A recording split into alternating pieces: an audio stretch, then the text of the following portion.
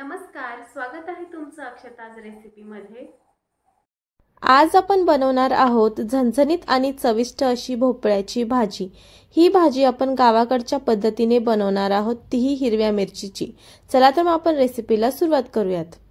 इथे मी एक छोट्या साईजचा भोपळा घेतलेला आहे, याला मी धुवून घेतलं होतं।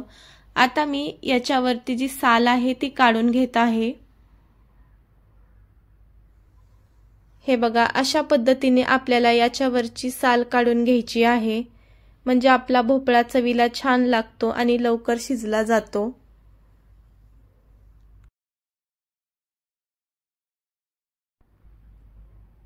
हे बघा, साल काढून झालेली आहे। आता मी याचे देठ काढून घेत आहे आणि आता आपण या भोपळ्याला बारीक साईज मध्ये कट करून घेणार आहोत। इथे मी एका पातेल्यामध्ये पाणी घेतलेले आहे, त्यामध्ये मी भोपळा कापून टाकणार आहे। तुम्ही हव्या त्या साईज मध्ये भोपळा कट करू शकता। मी जास्त बारीकही केला नाही आणि जास्त मोठाही ठेवलेला नाहीये।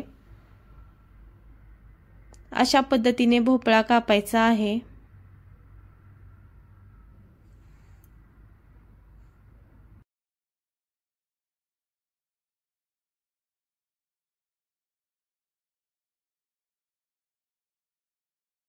अशा प्रकारे सर्व भोपळा कापून घेतलेला आहे।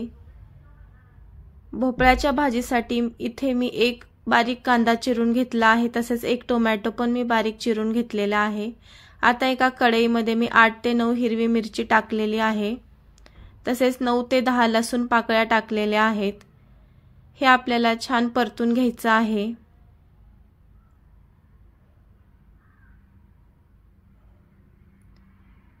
हे बघा, मिरची आणि लसूण आपला छान परतलेला आहे, तुम्ही पाहू शकता। आता एका मिक्सरच्या भांड्यामध्ये हिरवी मिरची, लसूण व थोडीशी कोथिंबीर मी बारीक वाटून घेतलेली आहे।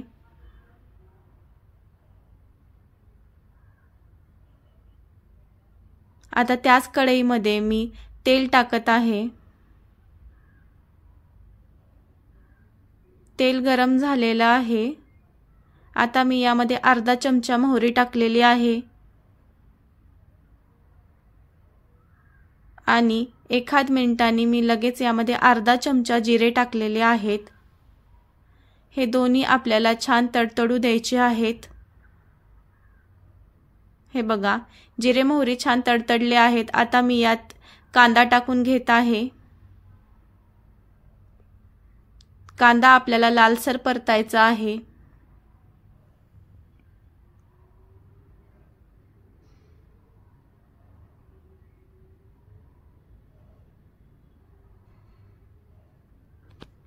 कांदा आपला परतलेला आहे।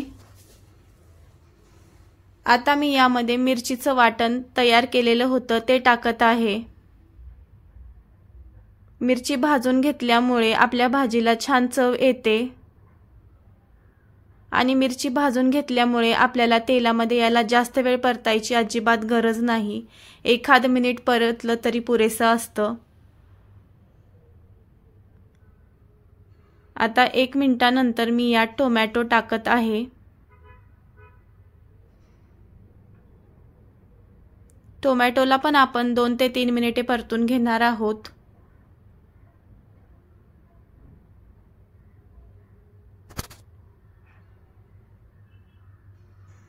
याला सतत परतत राहायचं।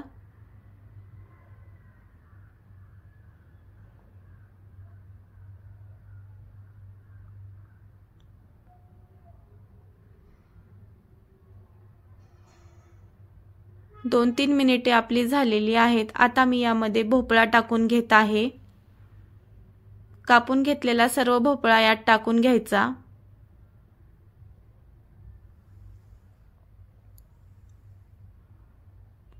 सर्व भोपळा टाकून झालेला आहे। यात मी आता थोडीशी हळद टाकलेली आहे आणि इथे मी शेंगदाण्याचं कूट घेतलेलं आहे, ते मी इथे 4 चमचे टाकणार आहे। शेंगदाण्याचं कूट तुम्ही तुमच्या आवडीनुसार कमी जास्त करू शकता। चवीनुसार मीठ टाकायचं आहे। मिक्स करून घेऊयात।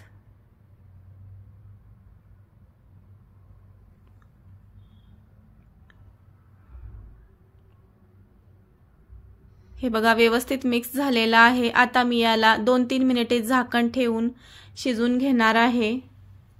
2-3 मिनिटे झालेली आहेत। आता मी यामध्ये गरम पाणी ॲड करणार आहे।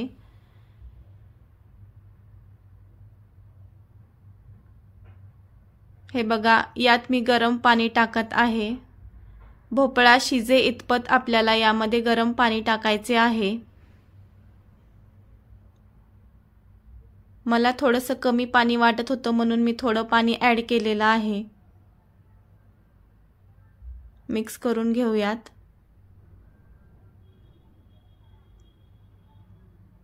आणि याला झाकण ठेवून आपण भोपळा शिजवून घेणार आहोत।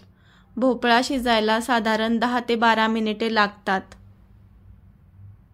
हे बघा 10 मिनिटे झालेली आहेत आणि आपला भोपळा शिजलेला आहे।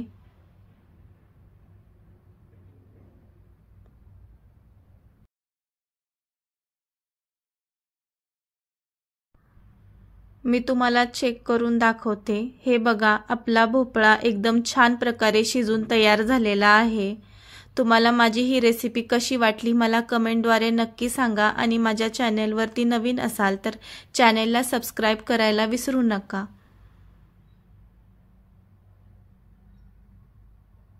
अशा प्रकारे आपली गरमागरम भोपळ्याची भाजी बनून तयार झालेली आहे।